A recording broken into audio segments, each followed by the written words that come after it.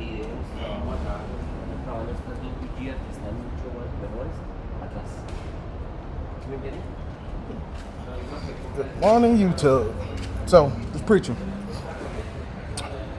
So, got to the truck to do my pre-trip. And I'm pre-tripping the truck, everything good. I go back, pre-trip the trailer on the outside, the tires stuff look good. I get up under it, checking the brakes, the drums, and I noticed that back right, my brakes was real low. Especially the other three still look new, but that one particular one was low, and I'm looking at it, I'm like, what happened to my brake pad? Well, I look at my S cam, and then I tap on it, and when I tap on it, I see how it's just moving up and down, and I see that the bushings is going out in that one. So I'm like, Lord Jesus. So I'm here at my tire place, and they are replacing the brakes, and they're replacing the bushings, and the hardware that was inside of the brakes, they failed. And because the hardware that was inside of the brakes failed, that's what made the brakes and stuff go bad. How it went bad. So I'm like, well, here we is starting October now with more repairs.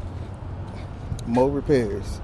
Like I say, man, you got to be ready. You getting out here. You got to be ready when you're getting out here. So now, come up with the new S cams, new S cam bushings, new brakes, and also it tore the drum. So I need a new drum as well on top of all that. So I'm starting off already $500 in repair and maintenance this month before I even get started. So this week, so far, it haven't been a good week, y'all. Haven't been a good week. Really haven't been a good week. Now yesterday, I had delivered my load to Walmart yesterday. So when I delivered my load to Walmart, I went to my parking spot out here. You could rent a parking spot for $100 a month. So I went to my parking spot, and I had to do some work on my trailer lights on the top. So, my top trailer lights, I got 3 lights on the top. So I had to replace 2 of those lights. So I did that. I didn't think to go ahead and just look over my whole truck again while I took the day off to do these lights and repair the wires. I didn't think to do that. Now I'm looking back, I wish I would have did a post trip, so that way if I would have saw it yesterday, I would have went on ahead and got it done yesterday instead of this morning when I'm getting ready to leave to go pick up another load. Now I have to stop. From that, I got to 4 o'clock to pick it up. I do got to 4 o'clock to pick it up. So I'll be all right. It's open window. This is another reason why I like open windows. It's from 8 to 4 p.m. to pick up the load. It's a 2-stop load. First stop in Indiana, and the next one is in Illinois on the same day. But now I kind of wish that I would have went and did the walkthrough on my trailer. I did it on my truck, right? So I did a good post trip on my truck. I had drained all the air tanks, make sure all the liquid and everything was out in that. So I drained all that. Make sure all my fluids inside the engine and stuff was topped off, and that was good to go. I looked at all my brakes. I got disc brakes on my truck, so I had to look at all my disc brakes and stuff like that. And then with my APU, right? With my APU, I thought about going ahead and fixing it yesterday. Going ahead and fixing it on yesterday, right? So I got the alternator. Hold on. So yeah, so I had got the alternator in right here, and then I had got my Freon stuff back there to go with it, and then I already have the new belt. So even with the new belt that I got, oh, y'all looking at it like, what's that? Well, I'm trying to put everything together, but here's the belt as well.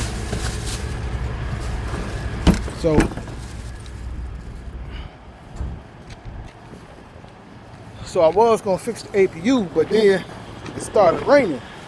It was raining for a good while too, man. I mean, it was raining for a good long while. I'm like, man, this rain, I was soaked and wet. I really was. I had got so soaked and wet, y'all, fixing that trailer. But I'm like, well, I had to do that because the APU, you know, it's on the ground. But I needed a ladder to get up for my my trailer lights.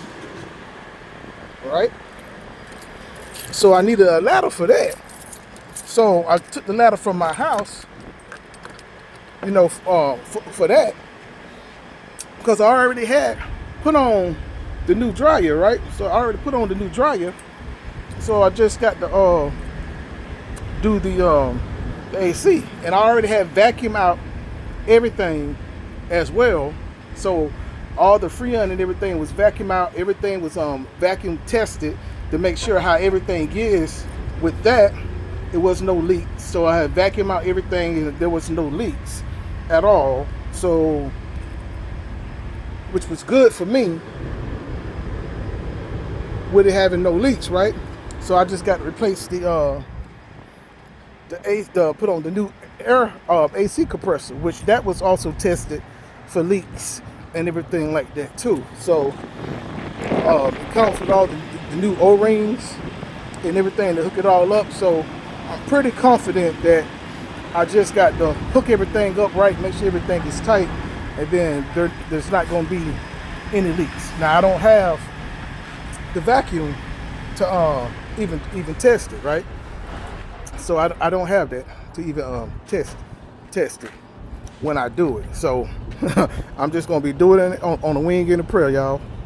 Just doing it on the wing and the prayer. Y'all may feel like, oh, he said, yeah, on the wing and the prayer. You know, so everything else was right. So you're just looking at the two connectors for the AC compressor, and it's already was leak test.